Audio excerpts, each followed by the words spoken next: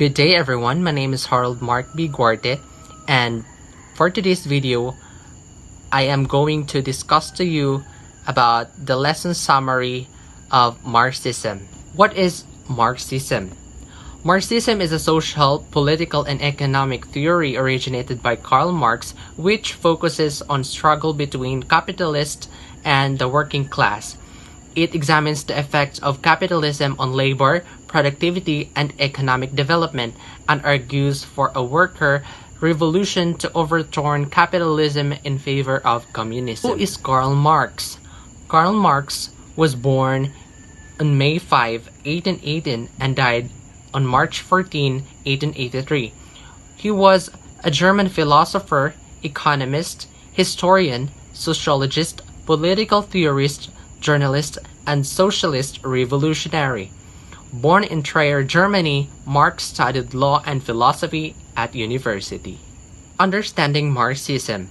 Marxism is both a social and political theory, which encompasses Marxist class conflicts theory and Marxian economics.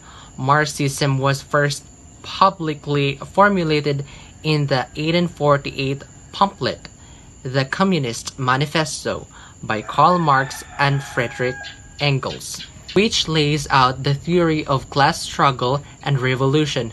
Marxian economics focuses on the criticism of capitalism, which Karl Marx wrote about in his 1859 book Das Kapital. Class conflict and the demise of capitalism. Marx's class theory portrays capitalism as one step in the historical progression of economic systems that follows one another in a natural sequence. They are driven, he posited, by vast impersonal forces of history that play out through the behavior and conflict among social classes.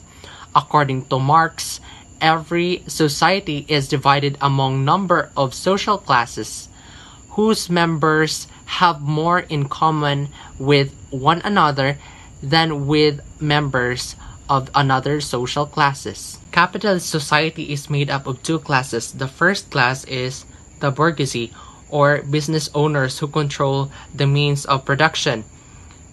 In other words, these are the business owners or factory owners who belongs to the upper class in the society. These are the rich individuals.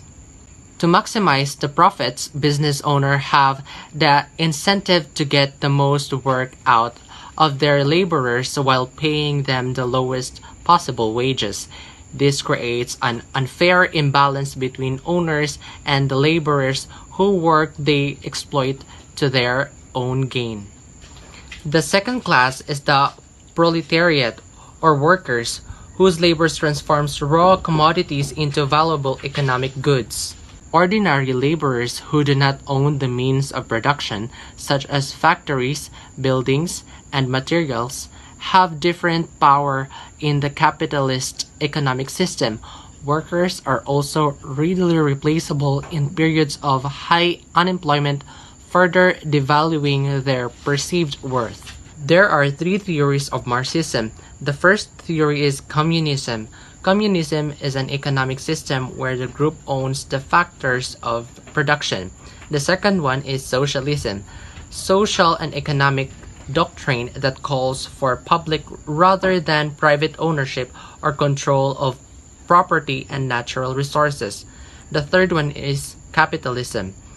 Capitalism is an economic and political system in which a country's trade and industry are controlled by private owners for profit rather than by the state.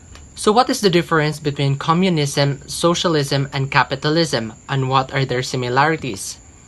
According to Marx and Engels, ideas laid the groundwork for the theory and practice of communism. Communism advocates for a classless system in which all property and wealth are communally rather than privately owned.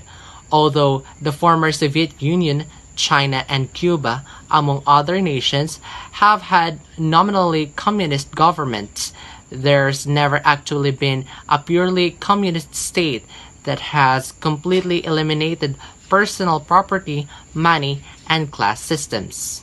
So there is a criticism of Marxism.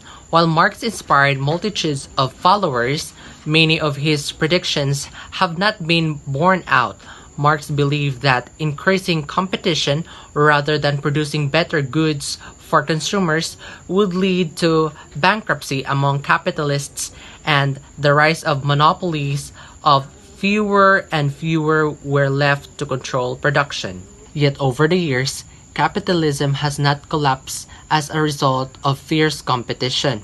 Although markets have changed over time, they haven't led to preponderance of monopolies. Wages have risen and profits have not declined. Although economic inequality has increased in many capitalist societies, and while there have been recessions and depressions, they are not thought to be an inherent features of free markets.